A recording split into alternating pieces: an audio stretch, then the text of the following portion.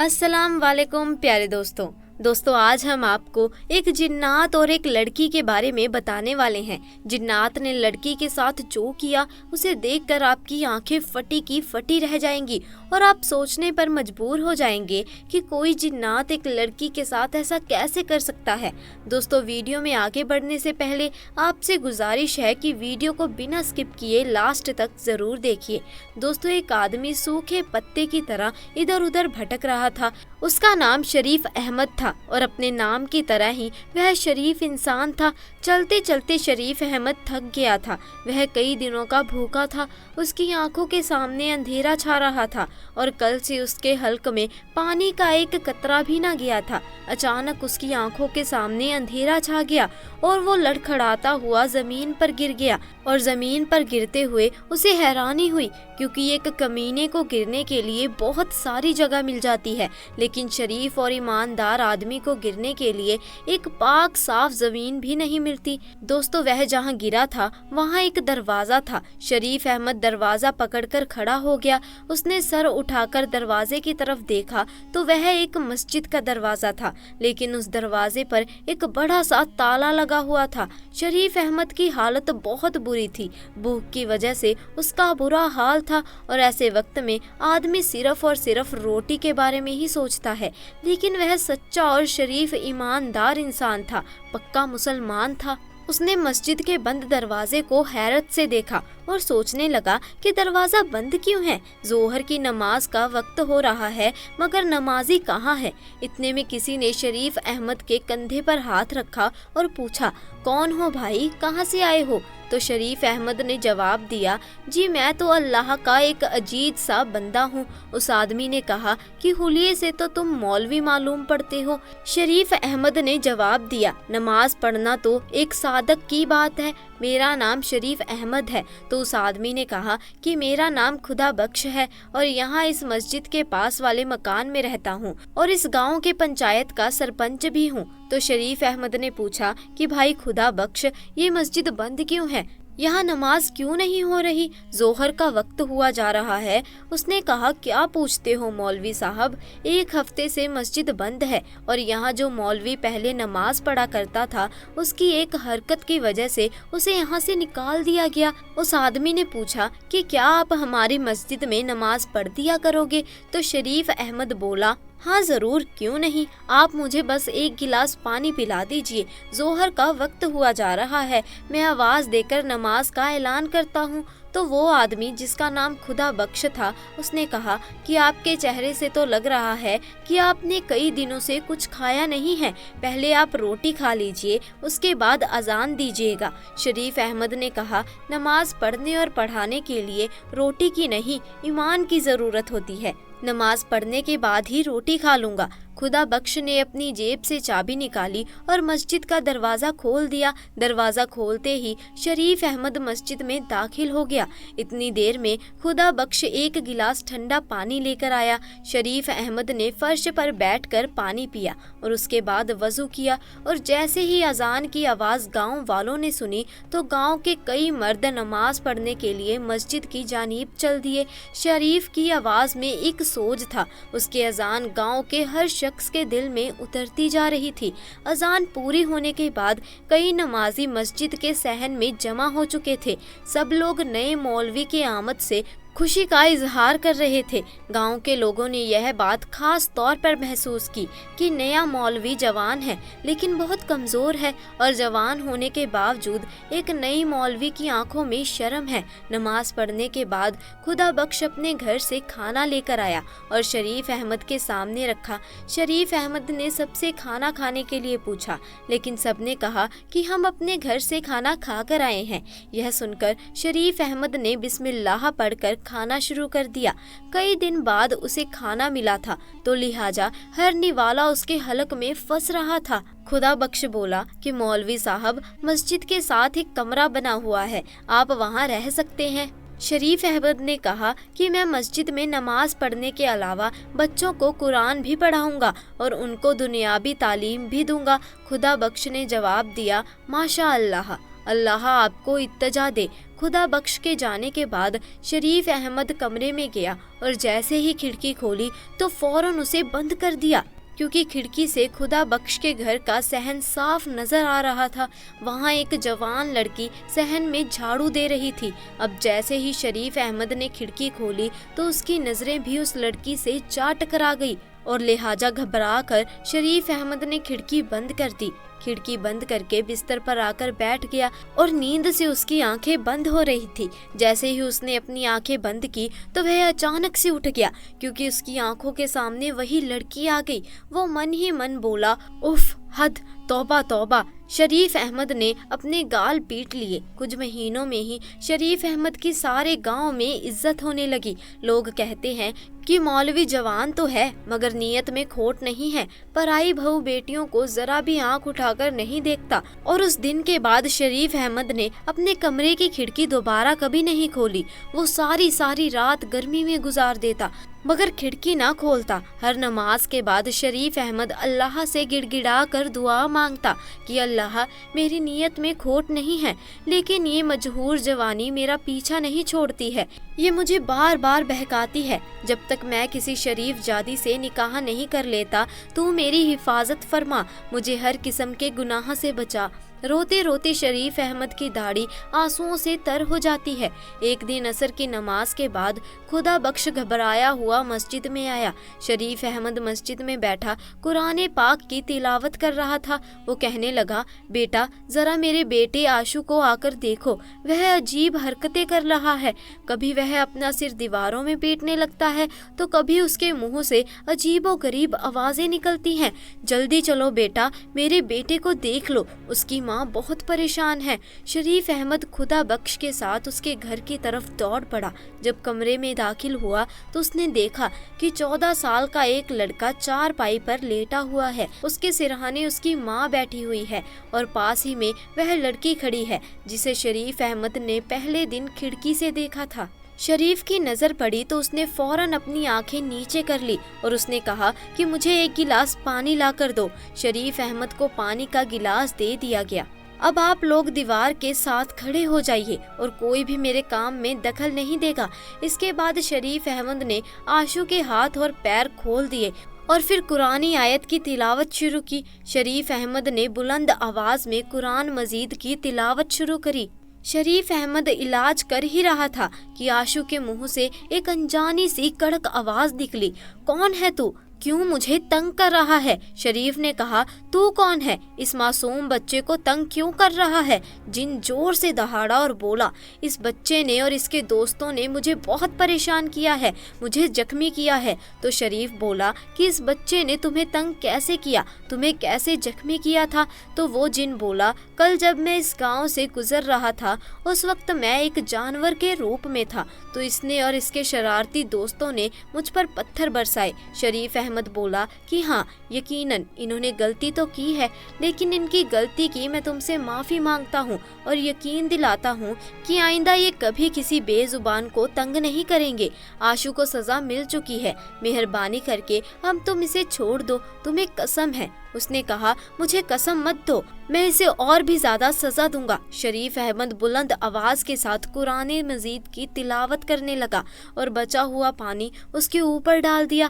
پانی ڈالتے ہی آشو کے منہ سے ایک زوردار چیخ نکلی اور وہ تڑپنے لگا اور کہنے لگا، ہائے ہائے ظالم، مجھے مار ڈالا، جلا ڈالا، یہ اچھا نہیں کیا تو نے۔ مولوی، ابھی تو میں جا رہا ہوں مگر پھر اس گاؤں میں ضرور واپس آؤں گا۔ اس کے بعد شریف آشو کی طرف بڑھا اور کہا کہ تم اب کیسے ہو؟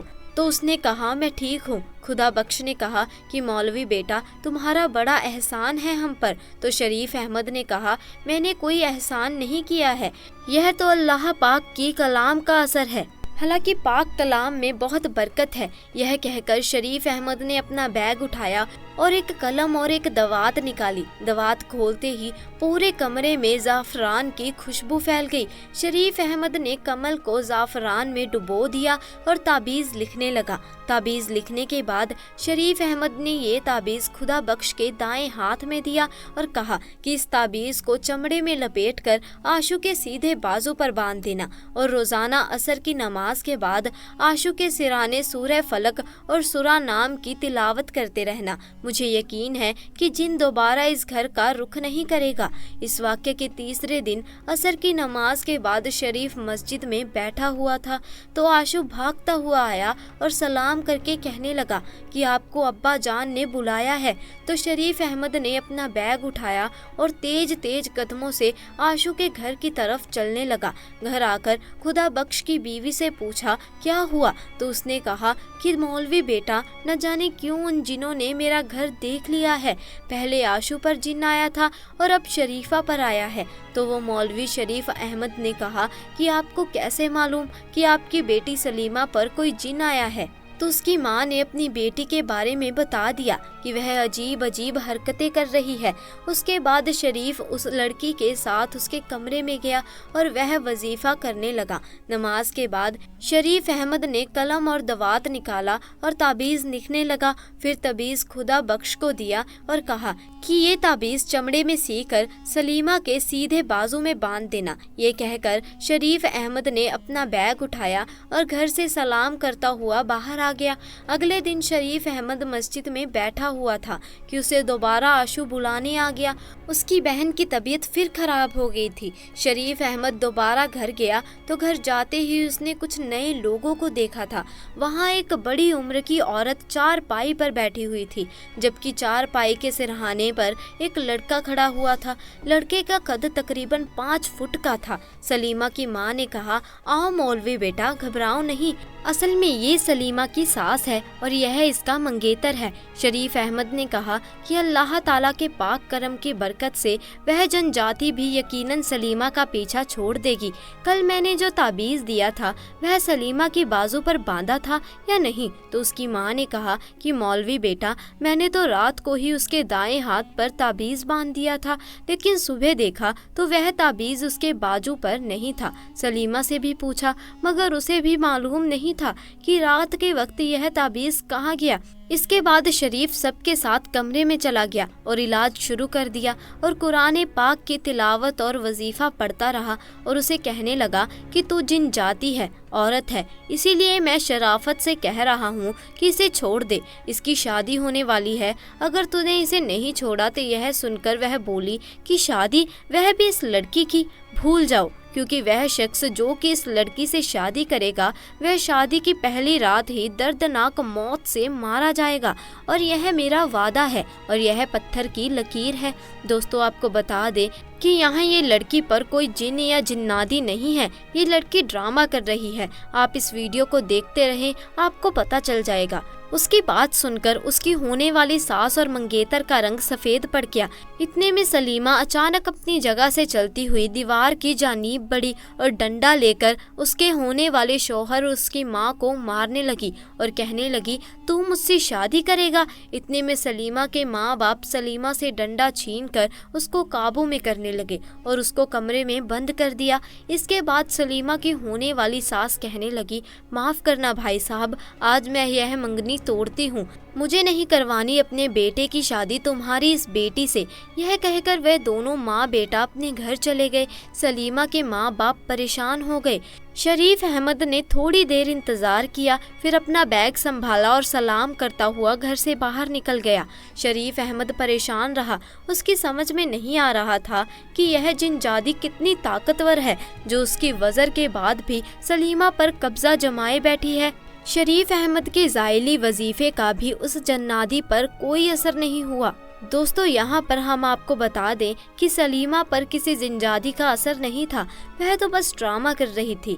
अगली सुबह शरीफ अहमद बच्चों को कुरान मजीद पढ़ा रहे थे कि अचानक आशू भागता हुआ आया और कहने लगा, मौलवी साहब जल्दी चलो, और उसकी बहन की तबीयत फिर खराब हो गई है। फिर अहमद जब उसके घर पहुँचा तो सलीमा की माँ ने कहा कि बेटा, मेरी बेटी ठीक तो हो जाएगी ना? वो जिन जादी कब उसका पीछा छोड़ेगी। शरीफ अहमद ने कहा कि आप फिक्र ना करें, ये जिन जादी जल्दी सलीमा का पीछा छोड़ देगी।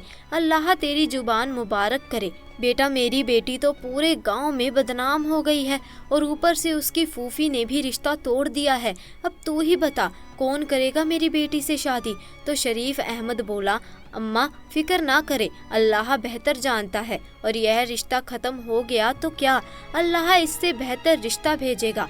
आप जाकर सलीमा के कमरे का दरवाज़ा खोलें। आज मैं ऐसा वजीफ़ा करूँगा कि वो जिन जाती चीखती हुई बाहर आ जाएगी और मेरे साथ कमरे में कोई नहीं होगा। शायद शरीफ को उस पर शक हो गया था। अब क्योंकि शरीफ अहमद भी बड़ा नेक इंसान था और उस लड़की की हालत भी दिन ब दिन खराब होती जा रही थी, इसीलिए शरीफ अहमद आहिस्ता से चलता हुआ सलीमा की चारपाई के पास आया और सलीमा चारपाई पर हिल हिल कर अल्लाह की विलफ कर रही थी। शरीफ अहमद चारपाई के पास पहुंच गया, थोड़ी देर तक सलीमा को देखता रहा और फिर आहिस्ता से आवाज़ में बोला, सलीमा अब तुम ये नाटक बंद कर दो, तुम्हारे ऊपर कोई जिन्नाती नहीं है, मुझे मालूम है। शरीफ अहमद की बात सुनकर सलीमा खामोश हो गई। उसने अपना सिर ऊपर किया और शरीफ अहमद को घूरने लगी। उसे कहा, तो तुम्हें पता चल गया कि मैं ड्रामा कर रही हूँ? शरीफ अहमद ने कहा, हाँ मुझे पता चल गया है, और तूने अपनी आंखें लाल की है। तो सलीमा ने कहा, मैंने अपनी आंखें ग्लिसरीन डालकर लाल की हैं। शरीफ अहमद ने कहा, तेरी इस नाटक की वजह से तेरे माँ बाप कितने परेशान हैं। सलीमा बोली कि मुझे अफसोस है इस बात का, लेकिन मैं मजबूर थी, मैंने नाटक रिश्ता तोड़ने के लिए किया था। तो क्या तुझे यह रिश्ता मंजूर नहीं था? हाँ, मेरा उसके साथ कोई जोड़ नहीं था। तो शरीफ ने कहा, अगर तुझे रिश्ता मंजूर नहीं था तो सीधे सीधे इनकार कर देती, इतना नाटक करने की क्या ज़रूरत थी? सलीमा ने कहा, मेरा रिश्ता तब किया गया था जब मैं झूले में थी और शादी के वक्त भी मुझसे नहीं पूछा जाना था। मैं 10 जमात पास हूँ और उसने तो कभी स्कूल की शक्ल भी नहीं देखी। लेकिन अब तेरा क्या होगा? अब तुझसे कौन शादी करेगा? आसपास हर जगह तो तू मशहूर हो गई है कि तू अजीबो गरीब हरकतें करती है और तुझ पर जिन जादी सवार है। यह सुनकर सलीमा मुस्कुरा दी और कहने लगी, मुझसे शादी वही करेगा जिसे मालूम है कि मेरे ऊपर किसी जिन जाति का कब्जा नहीं है। शरीफ अहमद वाकई में शरीफ था। उसने कहा, क्या मतलब? तो लड़की बोली, या तो तुम बहुत मासूम हो या फिर बन रहे हो। सलीमा ने शरारती नज़रों से शरीफ को देखा और शरीफ अहमद बोला, क्या मतलब है तेरा? शरीफ अहमद सब कुछ समझ तो गए थे लेकिन अनजान बन रहे थे। सयानों ने बिल्कुल सही कहा है, औरतों के मखरूम फिर से अल्लाह ही बचाए। शरीफ अहमद ने कानों को हाथ लगाया और अपना बैग संभाल कर कमरे से बाहर निकल गया। क्या हुआ बेटा? सलीमा की माँ ने कहा। बेटा, क्या जिन जादी ने सलीमा का पीछा छोड़ दिया? तो शरीफ अहमद बोला कि जी, बहुत जल्दी जिन जादी सलीमा का पीछा छोड़ देगी। सलीमा की माँ परेशान थी कि इससे अब शादी कौन करेगा, फूफी ने तो उसका रिश्ता तोड़ दिया है। आसपास के गांव में तो मशहूर हो गया है कि इस पर जिन जाती है और दूल्हे को यह मार डालेगी। इतने में सलीमा की माँ बोली कि बेटा, तुझको तो सब मालूम ही है ना, तू तो मौलवी भी है और तू इन सब चीज़ों से डरता भी नहीं है, तो क्या तू करेगा मेरी बेटी से शादी? और वैसे भी तू तो शादीशुदा भी नहीं है। यह सुनकर शरीफ अहमद ने कहा कि मैं आपकी बिरादरी का नहीं हूँ, कहीं ऐसा न हो कि आपकी बिरादरी के लोग बुरा मान जाए। लड़की की माँ ने कहा कि इस मुश्किल वक्त में कहाँ मेरी बिरादरी वालों ने मेरा साथ दिया जो मैं बिरादरी का बुरा मानने के बारे में सोचूं। और फिर तू भी तो मुसलमान बंदा है और इस नाते तू भी मेरी बिरादरी का है। शरीफ अहमद ने कहा, फला गांव में मेरी खाला रहती है, मैं सवेरे जाकर उनको ले आऊंगा, आप उनसे मेरी शादी की बात कर लेना। शरीफ अहमद ने अपनी रजामंदी जाहिर करते हुए जवाब दिया था। तो दोस्तों, आज के लिए बस इतना ही। उम्मीद है आपको आज का वाक्य पसंद आया होगा। अगर वाक्य पसंद आया तो वीडियो को लाइक कीजिए, अपने दोस्तों और रिश्तेदारों के साथ इसे ज़्यादा से ज़्यादा शेयर कीजिए, और अगर आप हमारे चैनल पर नए हैं तो चैनल को जल्दी से जाकर सब्सक्राइब भी कर दीजिए और साथ लगे बेल आइकन को भी प्रेस कर दीजिए। इंशाअल्लाह मुलाकात होगी ऐसे ही नए और दिलचस्प वाक्य के साथ। तब तक के लिए खुदा हाफिज़।